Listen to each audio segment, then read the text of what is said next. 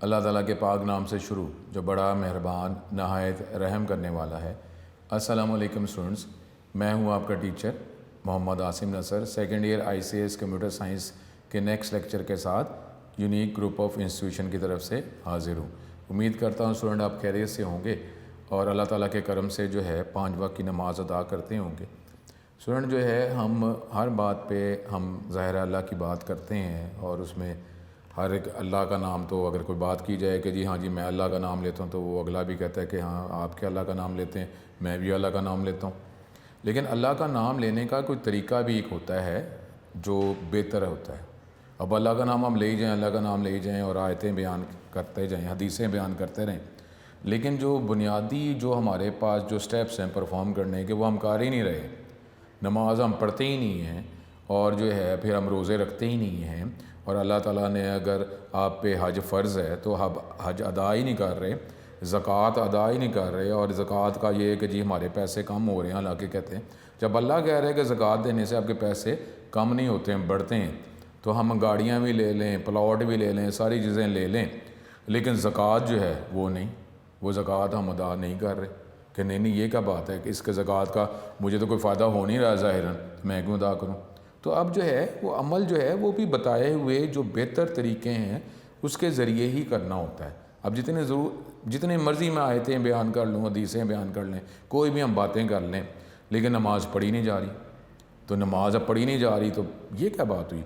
अब अगर अल्लाह के करम से जब अगर रमज़ान आता है तो रमज़ान में हम रोज़े रख नहीं पा रहे, रोज़े रखे नहीं जा रहे, और सारे दिन जो है वो हम किसी तरीके से दिन गुजार रहे हैं, अल्लाह माफ़ करे, अल्लाह करम करे, सीधे लेटे हुए उल्टे लेटे हुए हैं, तो इस तरीके से हम रोज़ा कर रहे हैं। और अगर हम वो सिगरेट नहीं पीते तो सारे दिन में तो सिगरेट नहीं पी, जैसे अफ्तारी हुई तो पूरी डब्बी ख़त्म कर ली।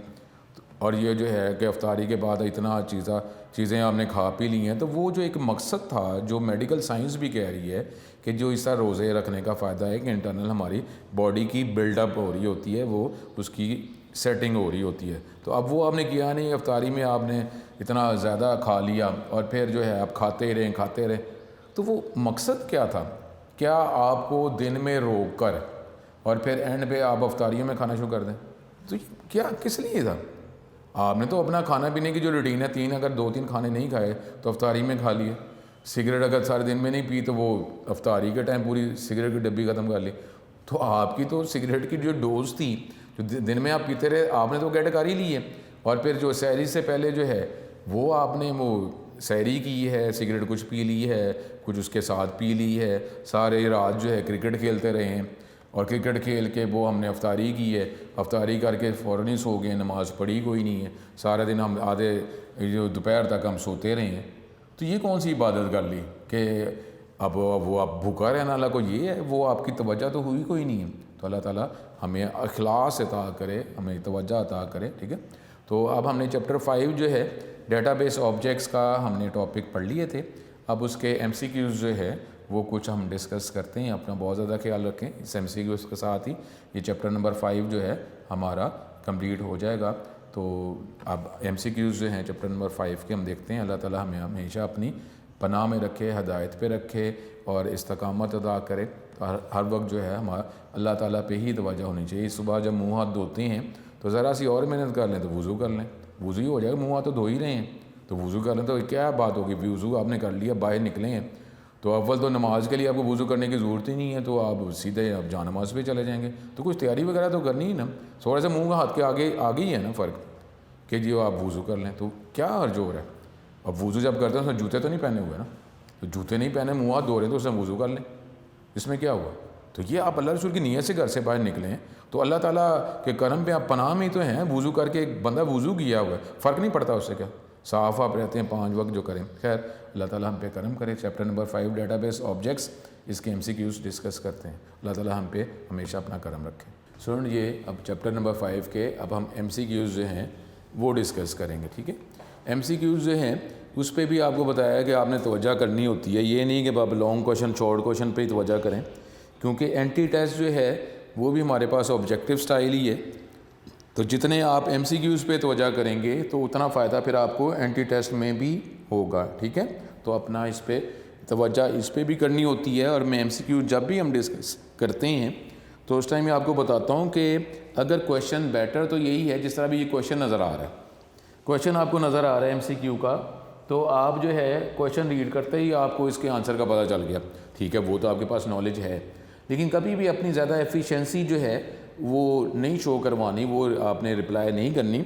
अगर आंसर आ भी गया तो फ़ौरन ही हमारे पास MCQ से नज़र आए ना, आप इसको टिक ना कर दें, बल्कि इसके आंसर जो हैं उसके साथ भी आप क्रॉस मैच ज़रूर करें कि जो आंसर क्वेश्चन रीड करने के साथ ही आपके माइंड में आ गया था, तो आपने ज़रूर क्रॉस मैच करना ज़रूर है कि क्या यही आंसर है, क्या इससे भी ज़्यादा कोई अप्रोप्रिएट आंसर तो मौजूद नहीं है, तो इस पर आपने तवज्जो करनी है। The example of popular DBMS वो क्या है जी, MS वर्ड ये इसकी एग्जाम्पल है, ये 18 का क्वेश्चन बोर्ड का आया हुआ है। MS एक्सेस इसकी एग्जाम्पल है, MS एक्सेल या MS पावर पॉइंट, ठीक है। तो अब अगर आपको एक क्वेश्चन से आंसर आ गया था तो उसको क्रॉस मैच करें ज़रूर कि जी कोई और ऑप्शन ज़्यादा अप्रोप्रिएट तो नहीं है, तो इसका आंसर हमारे पास क्या होगा B option, Microsoft Access. Microsoft Access is one of the most powerful and popular, क्या है जी, माइक्रोसॉफ्ट एक्सेस जो है ये पावरफुल और पॉपुलर क्या है, इज़ वन ऑफ द, ठीक है, मोस्ट पावरफुल एंड पॉपुलर। एक दो वर्ड्स हमने आगे अटैच करने हैं कि ये डेटाबेस है, डेटाबेस प्रोग्राम है, एप्लीकेशन प्रोग्राम है या DBMS है। तो आपको ये बात की हुई है कि आपने मोस्ट अप्रोप्रिएट जो है उस पर आपने टिक करना होगा, उसको सेलेक्ट करना होगा, ठीक है। इस बात को आप माइंड में रखेंगे कि Microsoft Access is one of the most powerful and popular क्या है, डी ऑप्शन DBMS, ठीक है। तो ये इसको थोड़ा टेक्निकल है, तो इस हवाले से आप इसको माइंड में रखेंगे। अगला MCQ, Microsoft Access is a. अब ये ज़ाहिर है कि ये क्वेश्चन रीड ही करके हमें इसके आंसर्स का अंदाज़ा नहीं हो सकता जब तक कि हम ऑप्शंस नहीं देखेंगे कि माइक्रोसॉफ्ट एक्सेस जो है वो क्या है, कि ये नेटवर्क डेटाबेस मैनेजमेंट सिस्टम है, object oriented database management system है, रिलेशनल डेटाबेस मैनेजमेंट सिस्टम है या डिस्ट्रीब्यूटेड डेटाबेस मैनेजमेंट सिस्टम है। तो स्टूडेंट ये सारे ही हमारे पास ये टॉपिक्स अवेलेबल हैं, मौजूद हैं, लेकिन हमने आंसर जो है अपने लेवल के, अपनी डिग्री के अकॉर्डिंगली आंसर जो है वो प्लेस करेंगे। अगली डिग्रीज में जाकर ये आपने पढ़ने हैं, बाकी ये network database management system, object oriented, distributed database management system, ये आप पढ़ेंगे। लेकिन हमने MS एक्सेस जो है अपने टॉपिक, अपने सिलेबस के अकॉर्डिंगली ये कौन सा DBMS है, तो ये इसका आंसर हमने अपने लेवल के हिसाब से बताना है, और वो है जी C option, relational database management system, ठीक है। अब ये ये जितने भी नाम नज़र आ रहे हैं ये वैलिड हैं, ये अगली डिग्री में आपने पढ़ने ज़रूर हैं। तो ये MS एक्सेस जो है ये एक RDBMS है। अगला MCQ, a place you can see all the tables and relationship between them is called, कि हमारी कौन एक ऐसी जगह जहाँ पे हम अपने सारे टेबल्स देख सकते हैं और इनका जो आपस में रिलेशनशिप जो है वो ताल्लुक़ वो आप देख सकते हैं, वो क्या है, उसको क्या, उस प्लेस का नाम क्या है, technical window, dialog box, relationship window या डेटाबेस टूल बार, ठीक है। तो अब ये क्वेश्चन रीड करके ही अगर हमारे माइंड में आंसर आ गया है तो इसका मतलब है कि ये हमारा आंसर जो है वो ठीक है, लेकिन फिर भी क्रॉस में स्टूडेंट आपने करना ज़रूर है। ये नहीं है कि क्वेश्चन देखा और आंसर आपके माइंड में आ गया तो जैसे ही वो आप फ़ौरन ऑप्शंस में से वो आंसर ही डिटेक्ट करें और आंसर लगा लें, तो ऐसा नहीं करना। आपने ये देखना है कि जो भी आंसर है तो वो ऑप्शंस का मैच करें, और अगर वो जो भी मोस्ट अप्रोप्रिएट आंसर और वो जो आप आंसर जो है वो आपने रिटर्न किया, आपके माइंड में जो आंसर है मैच करता है तो फिर टिक करना है। तो ये हमारे पास C ऑप्शन इसका सही आंसर है, रिलेशनशिप विंडो। हमारे पास ये अब 19 का question, it is simple to create database using, हम डेटाबेस को क्रिएट कर सकते हैं किसकी मदद से, हम क्यूरी की मदद से हम आसानी से डेटाबेस को क्रिएट कर सकते हैं। कॉमन स्टैंडर्ड जो है उसकी मदद से हम डेटाबेस को आसानी से हम क्रिएट कर सकते हैं। ईज़ियर प्रोग्रामिंग, इसकी मदद से डेटाबेस को हम आसानी से क्रिएट कर सकते हैं, या विज़ार्ड की मदद से कर सकते हैं। तो इस बात को आपने माइंड में रखना है। तो इसका आंसर क्या होगा आपके माइंड में? अगर आंसर आ गया है तो लाजमी आपने ऑप्शंस के साथ इसको क्रॉस मैच करना ज़रूर है। तो इसका आंसर क्या है? डी ऑप्शन, विज़ार्ड की मदद से। क्योंकि विज़ार्ड किसे कहते हैं? हमारे पास easy to use different steps हैं जिसकी मदद से हम आसानी से डेटाबेस क्रिएट कर सकते हैं। तो ये हमारे पास डी ऑप्शन इसका सही आंसर होगा। उसके बाद 6 MCQ, a step by step procedure to perform a task easily available in any software. इसको क्या कहा जाता है कि स्टेप बाय स्टेप प्रोसीजर्स हैं जिसके ज़रिए से आप आसानी से डेटाबेस बना सकते हैं।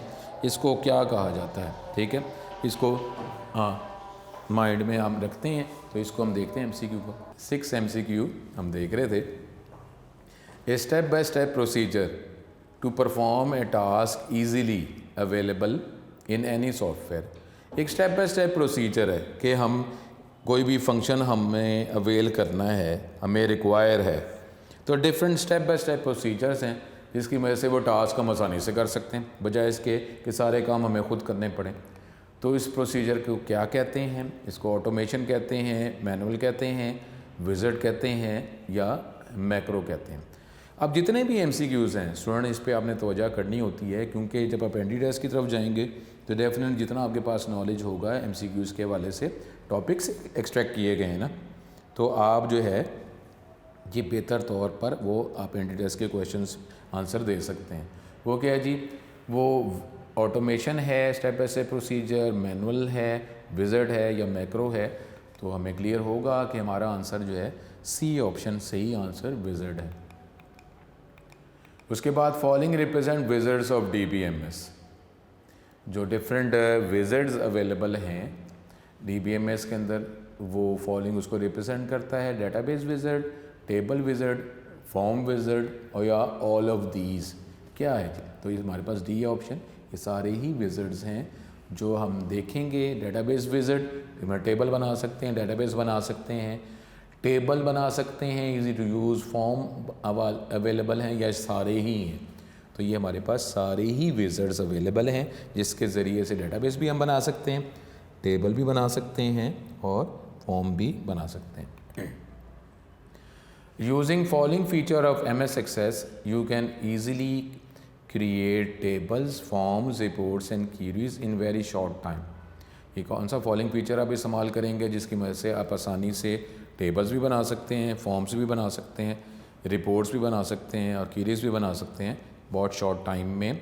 उसको क्या कहा जाता है? उसको मेन्यूज़ कहा जाता है, GUI कहा जाता है, टूल्स कहा जाता है, या विज़ार्ड कहा जाता है।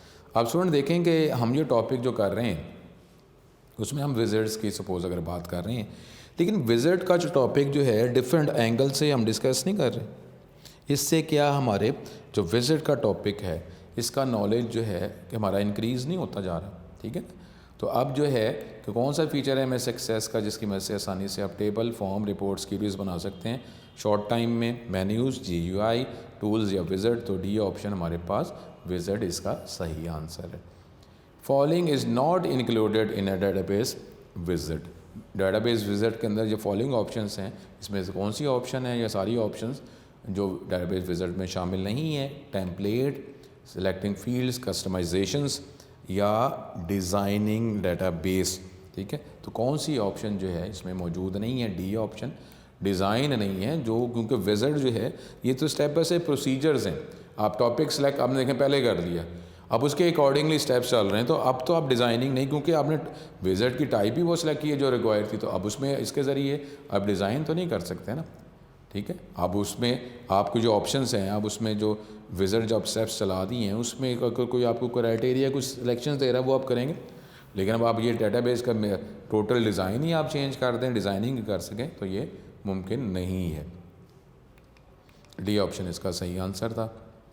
Microsoft Access can be integrated with. Microsoft Access को जो है इंटीग्रेट किया जा सकता है किसके साथ? ये ऑप्शंस हमारे पास वर्ड एक्सेल या नोटपैड के साथ इसको इंटीग्रेट किया जा सकता है, वर्ड MS पेंट या एक्सेल के साथ इसको इंटीग्रेट किया जा सकता है, मैसेंजर के साथ, एक्सेल के साथ या MS पेंट के साथ इसको लिंक किया जा सकता है, या नन ऑफ दीज। तो इसके हमारे पास ये अब टेक्निकल ज़रा ध्यान में रख लें, नन ऑफ दीज है, क्योंकि किसके साथ इंटीग्रेट किया जा सकता है, माइक्रोसॉफ्ट एक्सेस जो है उसको किसके साथ इंटीग्रेट किया जा सकता है, माइक्रोसॉफ्ट ऑफिस जो पैकेज है उसके डिफरेंट जो हमारे पास टूल जो सॉफ्टवेयर हैं उसके साथ इसको इंटीग्रेट किया जा सकता है।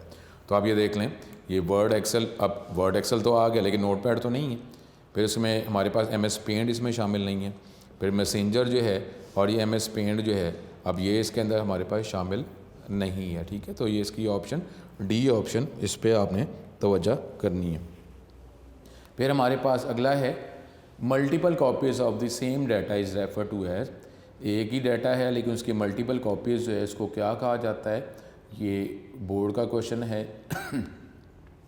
Data integrity, data inconsistency, data redundancy या डाटा आइसोलेशन। क्या कहा जाता है जब एक ही तरह का डाटा, सेम डाटा की हम मल्टीपल कॉपीज़ बनाते हैं तो इसको क्या कहा जाता है, data integrity, data inconsistency, data redundancy या डाटा आइसोलेशन। तो इसको आपको ये देखें बोर्ड का क्वेश्चन है, तो आपको क्लियर हो गया होगा रिडंडेंसी का मतलब क्या होता है, डुप्लीकेशन। तो अब मल्टीपल कॉपीज़ आप बनाते जा रहे हैं, ये कंप्यूटर जो है उसका तो फ़ायदा हमारे पास एक इलेक्ट्रॉनिक एनवायरनमेंट है, सिस्टम है, स्पीड भी मिलती है और स्पीड के वाले से डुप्लीकेशन जो है उसको भी तो रोका जाता है। डाटा जहाँ मौजूद है आपने वहीं पे रखा हुआ है, लेकिन डिफरेंट रिलेशनशिप कंसेप्ट की मदद से डाटा को जहाँ जहाँ रिक्वायर है वहाँ पे डाटा आप यूज़ कर सकते हैं, एक्सेस कर सकते हैं। तो ये तो डाटा रिडंडेंसी जो है एक्सेस की मदद से जो है, कंप्यूटर की मदद से, तो ये रिडंडेंसी जो है इसको ख़त्म किया जाता है, रिडंडेंसी नहीं होती। लेकिन फिर भी सेम डाटा की मल्टीपल कॉपीज उसको क्या कहा जाता है, डाटा रिडंडेंसी। तो हमारे पास सी ऑप्शन इसका सही आंसर होगा। उसके बाद अगला MCQ, following is the fundamental property of relation database. अब इसके लिए ऑप्शंस हमें देखनी पड़ेंगी, फिर ही हम इसका आंसर जो है वो डिटेक्ट कर सकते हैं कि जी क्या इसकी फंडामेंटल प्रॉपर्टी है रिलेशन डेटाबेस की। इट में contains multiple tables, it contains only one table, it contains no table या नन ऑफ दीज। अब इसमें क्या ऑप्शन जाहिर है हमारे पास ए ऑप्शन ही होगी, क्योंकि जब रिलेशन डेटाबेस है उसकी हमने क्या रिलेशन की बात की थी कि इसमें मेन कंसेप्ट क्या है, रिलेशन। अब रिलेशन के लिए जो ऑब्जेक्ट्स जो हैं वो डिफरेंट हैं, रिलेट करेंगे तो फिर रिलेशन की बात करेंगे ना। तो एक ऐसा एनवायरनमेंट जिसमें टेबल्स को, ऑब्जेक्ट्स को रिलेट किया जाता है उसको क्या कहते हैं, रिलेशन डेटाबेस। तो उसका मेन फंडामेंटल प्रॉपर्टी क्या होगी कि उसके अंदर एक से ज़्यादा टेबल्स, एक से ज़्यादा ऑब्जेक्ट्स होंगे तो फिर ही हम रिलेट की बात करेंगे ना। तो इसका ऑप्शन ए ऑप्शन हमारा सही आंसर होगा। उसके बाद अगला MCQ, database consist of various components. Database के अंदर मुख्तलिफ कंपोनेंट्स होते हैं जिसको क्या कहा जाता है, ये भी बोर्ड का क्वेश्चन है। टूल्स कहा जाता है, प्रॉपर्टीज़ कहा जाता है, एंटिटीज़ कहा जाता है या ऑब्जेक्ट्स कहा जाता है। ठीक है, तो अब ये कोशिश करके ये हम वही MCQs कर रहे हैं जो हमारे स्मार्ट सिलेबस में शामिल हैं। आप दुआ करते रहें कि अल्लाह ताला नॉर्मल वर्किंग में हम आ जाएं, क्योंकि जो भी चीज़ नॉर्मल है वही बेहतर होती है। अब डेटाबेस जो जिसके डिफरेंट कंपोनेंट्स होते हैं इसको क्या कहा जाता है, टूल्स, प्रॉपर्टीज़, एंटिटीज़ या ऑब्जेक्ट। डी ऑप्शन इसका सही आंसर है, इसको ऑब्जेक्ट्स कहा जाता है। फिर अगला MCQ, the following are the objects in an MS Access database. MS Access database के अंदर ये फॉलोइंग ऑब्जेक्ट्स मौजूद होते हैं, कौन से जी, database design, data sheet and form views, table, query, form and report, folders and tools या visit, template, layout and macro. अब कौन से हमारे पास जो ऑब्जेक्ट्स MS एक्सेस डेटाबेस के अंदर मौजूद होते हैं, कौन सी ऑप्शन जो है वो उसका आंसर ठीक है। A option database design, data sheet and form views, B option table, query, form and report, C folder and tools, D option wizard, template, layout and macro. तो इसका आंसर हमारे पास B option ही हमारा सही answer होगा। B option table, query, form and report. अब objects तो और भी मौजूद हैं, लेकिन हमारे सिलेबस में ये 4 ऑब्जेक्ट्स ही हमारे मेन ऑब्जेक्ट्स हैं। यही आंसर हमने प्लेस करना है, B option table, query, form and report. Following is not a database object. Following जो है वो डेटाबेस ऑब्जेक्ट नहीं है। वो क्या है जी? फॉर्म डेटाबेस ऑब्जेक्ट नहीं है, टेबल डेटाबेस ऑब्जेक्ट नहीं है, विंडो डेटाबेस ऑब्जेक्ट नहीं है, या क्यूरी डेटाबेस ऑब्जेक्ट नहीं है। कौन सा एक ऐसा जो पॉइंट है, ऑप्शन है, जो डेटाबेस ऑब्जेक्ट को रिप्रेजेंट नहीं करता? तो हमारे पास क्या अभी हमने फॉर्म, ये अभी ज़ाहिर है माइंड में हमारे सिलेबस के वाले से होना चाहिए कि 4 ऑब्जेक्ट शामिल हैं, टेबल, क्यूरी, फॉर्म, रिपोर्ट। तो उसमें अगर देखा जाए तो ये विंडो ऑप्शन जो है, ये जो सी ऑप्शन, ये डेटाबेस ऑब्जेक्ट नहीं है। तो ये हमारा इसका आंसर सी ऑप्शन सही आंसर होगा। फिर अगला हमारे पास एमसीक्यू है, फिर डिफरेंट ऑप्शंस के हवाले से। अब ये देख लें, अब ये आपको मुख्तलिफ स्टाइल के हवाले से, क्योंकि बोर्ड का क्वेश्चन है तो उसके साथ रिलेटेड क्वेश्चन थोड़ी सी स्लाइड वर्डिंग चेंज के साथ भी आपको बताया जाता है, ताकि आपका नॉलेज जो है वो टॉपिक के हवाले से आपका इंक्रीज़ हो जाए। तो आप ये देखें, ये बोर्ड का ही क्वेश्चन है, क्योंकि 2020 में हमारे पास पेपर्स नहीं हुए थे, तो अब ये हमारे पास 19 जो है यही हमारा मेन बोर्ड का पेपर है प्रीवियस। तो अब इसमें ये देखें, ये एमसीक्यू आया हुआ है, which of the following is not a database object. अब इसमें टेबल, क्यूरी, रिपोर्ट और एमएस वर्ड इस्तेमाल कर दिया गया कि ये फॉलोइंग जो डेटाबेस ऑब्जेक्ट हैं, इसमें से कौन सी ऑप्शन जो है वो डेटाबेस ऑब्जेक्ट नहीं है। माइक्रोसॉफ्ट एक्सेस और जो हमारे सिलेबस में शामिल है उसके अकॉर्डिंगली कौन सा डेटाबेस ऑब्जेक्ट नहीं है, टेबल, क्यूरी, रिपोर्ट और एमएस वर्ड। तो अब ये बोर्ड का हमारे पास लेटेस्ट ही क्वेश्चन है, इसका आंसर क्या है? डी ऑप्शन एमएस वर्ड, ये डेटाबेस ऑब्जेक्ट नहीं है। The major database object in MS Access is are, कितने होते हैं जी? 2 मेजर डेटाबेस ऑब्जेक्ट्स हैं, 4 डेटाबेस ऑब्जेक्ट हैं, या 3 डेटाबेस ऑब्जेक्ट हैं, या 5 डेटाबेस ऑब्जेक्ट हैं। तो ये इसमें हमारा कौन सा आंसर हमारा ठीक होगा, कौन सी ऑप्शन ठीक होगी? तो ये हमें पता होना चाहिए कि अब ये क्वेश्चन ऐसा है कि ये हमारे पास जो है इसका क्वेश्चन रीड करके ये हमें इसका आंसर जो है माइंड में अगर आ जाता है तो यही आंसर हमारा ठीक होगा। ऑप्शंस ना भी हों तो फिर भी हमें इसका आंसर दे सकते हैं। ये एग्जैक्ट हमारे पास जो माइंड में ऑप्शन है वही इसका आंसर है। तो 4 database objects, major database objects होते हैं एमएस एक्सेस में, बी ऑप्शन इसका सही आंसर होगा। Record is a complete set of following types of fields. Record जो है ये फॉलोइंग टाइप ऑफ फील्ड्स का कम्बिनेशन है, सेट है। डिस्टिंक्ट सेट ऑफ फील्ड्स, या रिलेटेड सेट ऑफ फील्ड्स, या डिज़ाइंड सेट ऑफ फील्ड्स, या ऑल ऑफ दीज। ठीक है, कौन सा ऑप्शन हमारा इसका सही आंसर होगा? Record is a complete set of distinct type of fields, related types of fields, design type of fields, या ऑल ऑफ दीज। तो ये डेफिनेटली हम जब रिलेशन डेटाबेस की बात करते हैं तो उसमें मेन टॉपिक हमारा रिलेशन ही होता है। तो इसके वाले से भी रिलेटेड टाइप ऑफ फील्ड्स का कंप्लीट सेट, इसको रिकॉर्ड कहा जाता है। तो हमारे पास बी ऑप्शन जो है वो सही आंसर होगा। उसके बाद हमारे पास अगला MCQ, the following database object which actually stores data is called. ये हमने बात की थी कि आपने इस बात को माइंड में रखना है कि कौन सा ऑब्जेक्ट है जिसके अंदर डाटा स्टोर होता है। बाकी ऑब्जेक्ट जो हैं इस मेन डेटाबेस ऑब्जेक्ट से डाटा गेट करने के लिए या डाटा स्टोर करने के लिए इस्तेमाल किए जाते हैं। तो कौन सा हमारे पास मेन डेटाबेस ऑब्जेक्ट है जिसमें एक्चुअली डाटा स्टोर किया जाता है? टेबल में, फॉर्म में, क्यूरी में, या रिपोर्ट में। ठीक है, तो ये आपके माइंड में आपको पता होगा, पता होना चाहिए। तो इसका ऑप्शन जो है सही ऑप्शन हमारे पास टेबल ऑब्जेक्ट की बात होगी, ए ऑप्शन हमारा सही आंसर है।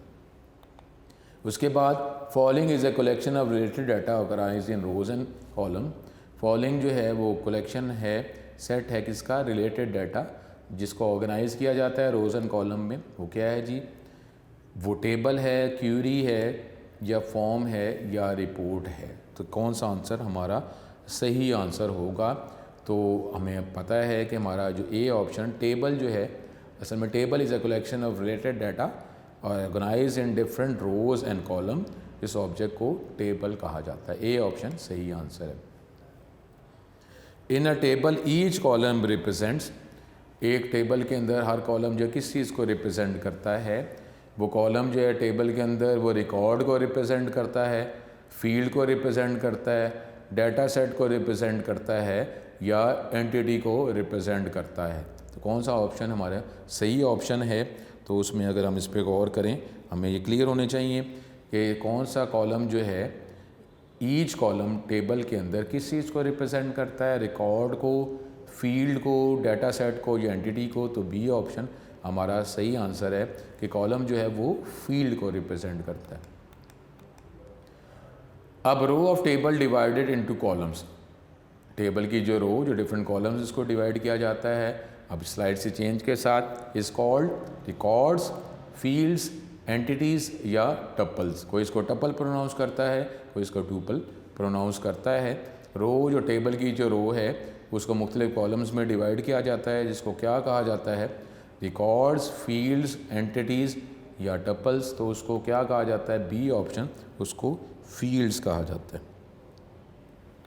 अगला MCQ, in a table each row represent record, field, form या डाटा सेट। ठीक है, अब ये हमारे सारे टॉपिक क्लियर होंगे तो इसका आंसर हम इजीली निकाल सकते हैं कि टेबल में जो रो जो है किस चीज़ को रिप्रेजेंट कर रही होती है, वो रिकॉर्ड को, फील्ड को, फॉर्म को या डाटा सेट को। तो इसका आंसर हमारे पास ए ऑप्शन, रो जो है वो रिकॉर्ड को रिप्रेजेंट कर रही होती है। ए ऑप्शन रिकॉर्ड इसका आंसर सही होगा। उसके बाद अगला MCQ, A collection of name, address and email of a person. Name जो है वो एड्रेस और ईमेल का कलेक्शन किसी एक पर्सन का, इसको क्या कहा जाता है? इसको जब कंबाइन करते हैं नेम, एड्रेस, ईमेल एक किसी पर्सन का, तो इसकी कलेक्शन को क्या कहा जाता है? इस कॉल्ड कैरेक्टर, फील्ड, कॉलम या रिकॉर्ड। क्या कहा जाता है? जब हम किसी पर्सन के नेम स्टोर करना चाहें, एड्रेस स्टोर करना चाहें, ईमेल स्टोर करना चाहें, इस कलेक्शन को किसी एक पर्सन के या एक पर्सन के कलेक्शन, उसको क्या कहा जाएगा? कैरेक्टर, फील्ड, कॉलम और रिकॉर्ड क्या कहा जाएगा? तो इसका आंसर जो है हमारे पास डी ऑप्शन हमारा सही आंसर है, इसको रिकॉर्ड कहा जाएगा। तो स्टूडेंट यहाँ तक जो है ये हमने अपने MCQs जो हैं आज के लेक्चर में इसको यहाँ तक हमने कवर किया। MCQs को बिल्कुल इग्नोर नहीं करना होता। MCQs जो हैं इस पर तवज्जो करके हमारे टॉपिक की ग्रिप इंक्रीज़ होती है और साथ ही साथ ये टॉपिक जो हैं ये जितने हमारे नॉलेज ज़्यादा होगा तो एंटी टेस्ट के अंदर भी वो जो ऑब्जेक्टिव स्टाइल है तो फिर हमें उसमें आसानी होती है। यहाँ तक MCQs हम कवर करते हैं, बाकी कुछ MCQs मौजूद हैं, उसको नेक्स्ट लेक्चर में कवर करते हुए इंशाल्लाह ताला जो है फिर चैप्टर 6 पे मूव करेंगे। अपना बहुत ज़्यादा ख्याल रखें। नेक्स्ट लेक्चर के अंदर मज़ीद MCQs डिस्कस करके चैप्टर 6 की तरफ जाएंगे। बहुत ज़्यादा ख्याल रखें। दोबारा मुलाकात होती है अल्लाह ताला के करम से। अस्सलाम वालेकुम।